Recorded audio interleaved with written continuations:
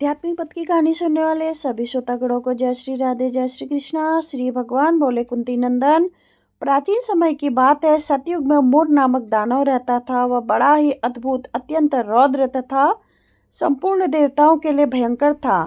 इस कल्प रूपी धारी दुरात्मा महासुर ने इंद्र को भी जीत लिया था। संपूर्ण देवता उससे परास्त होकर स्वर्ग से निकाले जा चुके थे और शक्ति तथा भयभीत होकर पृथ्वी में विचरा करते थे। एक दिन सब देवता महादेव जी के पास गए। वहां इंद्र ने भगवान शिव के आगे सारा हाल कहा सुनाया। इंद्र बोले, महेश्वर, ये देवता सर्वलोक से निकाले जाने के बाद पृथ्वी पर विचर रहे हैं। मनुष्यों के बीच रहना इन्हें शोभा नहीं देता। देव, कोई उपाय बताइए। देवता किसका सहारा लें? महादेव जी ने कहा, देवराज, जहाँ सबको शरण देने वाले, सबकी रक्षा में तत्पर रहने वाले जगत के स्वामी भगवान गरुड़ ध्वज विराजमान है, वहां जाओ, वे तुम लोगों की रक्षा करेंगे। भगवान श्री कृष्ण कहते हैं, युधिष्ठिर, महादेव जी की यह बात सुनकर परम बुद्धिमान देवराज इंद्र संपूर्ण देवताओं के साथ क्षीर सागर में गए, जहां भगवान गदाधर सो रहे थे। इंद्र ने हाथ जोड़कर उनकी स्तुति की। इंद्र बोले, देव देवेश्वर, आपको नमस्कार है।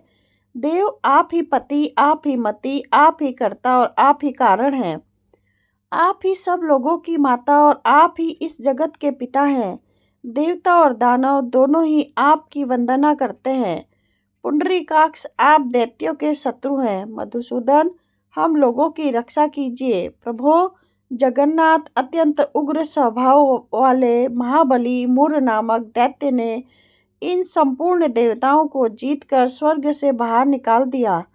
भगवान देव देवेश्वर, शरणागत वत्सल देवता भयभीत होकर आपकी शरण में आए हैं।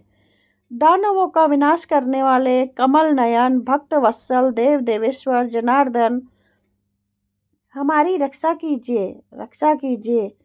भगवान शरण में आए हुए देवताओं की सहायता कीजिए। इंद्र की बात सुनकर भगवान विष्णु बोले, देवराज, यह दानव कैसा है? इसका रूप और बल कैसा है तथा उस दुष्ट के रहने का स्थान कहाँ है?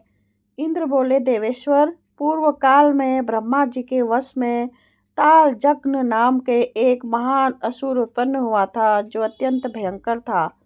उसका पुत्र मूर दानव के नाम से विख्यात है। वह भी अत्यंत उत्कट, महापराक्रमी और देवताओं के लिए भयंकर है। चंद्रावती नाम से प्रसिद्ध एक नगरी है, उसी में स्थान बनाकर वह निवास करता है। उस दैत्य ने समस्त देवताओं को परास्त करके उन्हें स्वर्गलोक से बाहर कर दिया। उसने एक दूसरे भी इंद्र को स्वर्गलोक के सिंहासन पर बैठाया है। अग्नि, चंद्रमा, सूर्य, वायु तथा वरुण भी उनसे दूसरे ही बनाए हैं। जनार्दन, मैं सच्ची बात बता रहा हूँ। उसने सबसे कोई दूसरे ही कर लिए हैं। देवताओं को तो उसने अनेक प्रत्येक स्थान से वंचित कर दिया है। इंद्र की यह बात सुनकर भगवान जनार्दन को बड़ा क्रोध आया। उन्होंने देवताओं के साथ लेकर चंद्रावती नगरी में प्रवेश किया। भगवान गदाधर ने देखा कि दैत्यराज बारंबार गर्जना कर रहा है और उससे परास्त होकर संपूर्ण देवता दसों दिशाओं में भाग रहे हैं। अब वह दानव भगवान विष्णु को देखकर बोला, खड़ा रहा।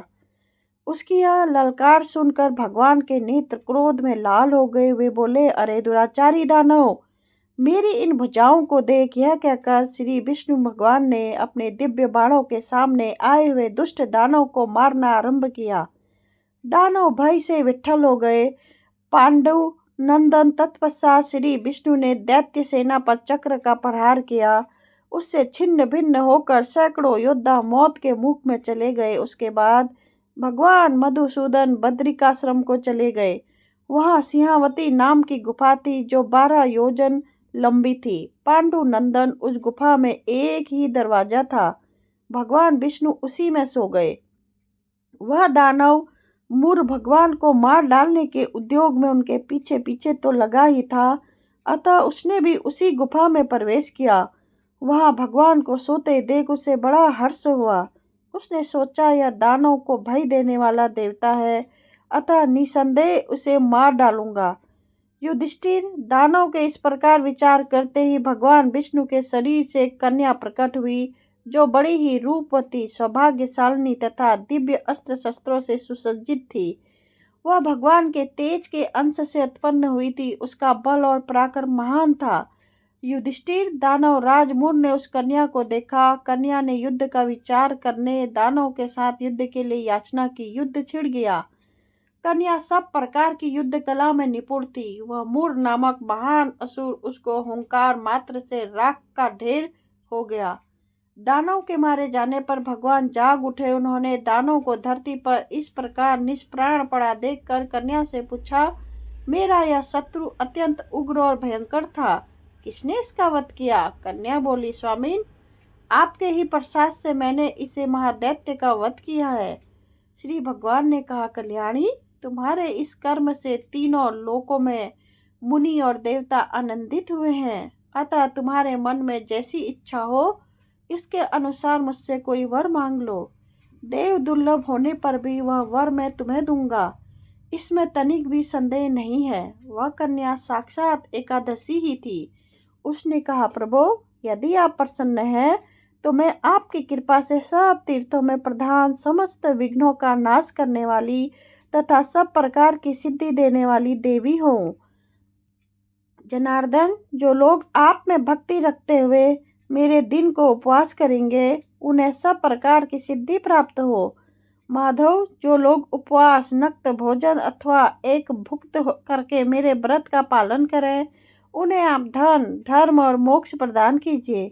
श्री विष्णु बोले, कल्याणी, तुम जो कुछ कहती हो वह सब पूर्ण होगा।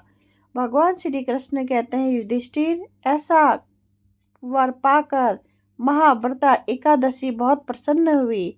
दोनों पक्षों की एकादशी समान रूप से कल्याण करने वाली है। इसमें शुक्ल और कृष्ण का भेद नहीं करना चाहिए। यदि उदय काल में थोड़ी सी एकादशी, मध्य में पूरी द्वादशी और अंत में किंचित त्रयोदशी हो तो वह त्रिस्पर्शा एकादशी कहलाती है। वह भगवान की बहुत ही प्रिय है। यदि एक त्रिस्पर्शा एकादशी को उपवास कर लिया जाए तो 1000 एकादशी व्रतों का फल प्राप्त होगा तथा इसी प्रकार द्वादशी में पारण करने पर 1000 गुना फल माना गया है।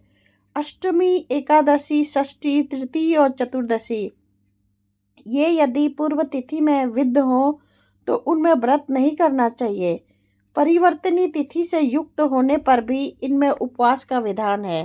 पहले दिन में और रात में भी एकादशी हो तथा दूसरे दिन केवल प्रातः काल एक दंड एकादशी रहे तो पहली तिथि का परित्याग करके दूसरे दिन की द्वादशी युक्त एकादशी को ही उपवास करना चाहिए। यह विधि मैंने दोनों पक्षों की एकादशी के लिए बताई है। जो मनुष्य एकादशी का उपवास करते हैं वह बैकुंठ धाम में जाता है, जहाँ साक्षात भगवान गरुड़ ध्वज विराजमान रहते हैं। जो मानव हर समय एकादशी के महात्म का पाठ करता है उसे 1000 गोदान के पुण्य का फल प्राप्त होता है। जो दिन या रात में भक्ति पूर्वक इस महात्म का स्मरण करते हैं वे निसंदेह ब्रह्म हत्या आदि पापों से युक्त हो जाते हैं। एकादशी के समान पाप नाशक व्रत कोई दूसरा नहीं है। जय श्री राधे, जय श्री कृष्णा। ओम नमो भगवते वासुदेवाय नमः।